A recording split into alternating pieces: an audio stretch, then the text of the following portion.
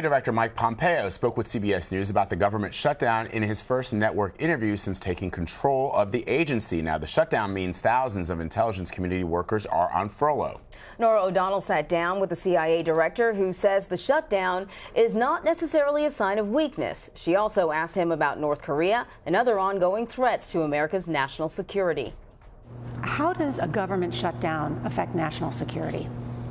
It won't impact our operations here at CIA. We're going to continue crushing our adversaries, whether the government's open or closed. We do hope it gets opened back up, but for today and tomorrow and for the few days ahead of us, we're going to continue to do the things we need to do. These government shutdowns, though, signal dysfunction in government.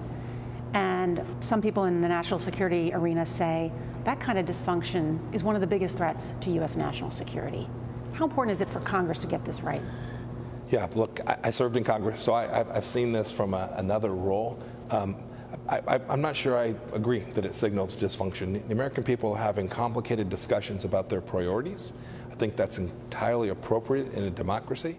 As director of the Central Intelligence Agency, Mike Pompeo faces a world's worth of national security threats. Perhaps none as urgent or as murky as North Korea's nuclear advances. This September, Kim Jong-un detonated a sixth nuclear bomb. Did we know that was coming?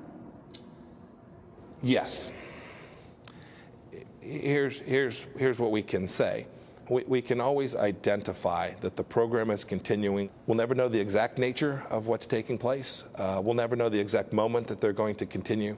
But the core risk that the policymakers needed to know was that North Korea's nuclear weapons program is continuing to expand, advance, become more powerful, more capable, more reliable. Each of those things had been shared with policymakers.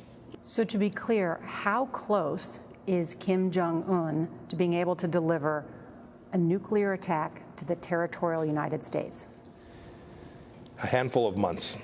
But correct me if I'm wrong, I do believe you have used that phrase more than 6 months ago. You said a handful of months. I hope to be able to say it a year from now as well. The United States government is working diligently to extend that timeline.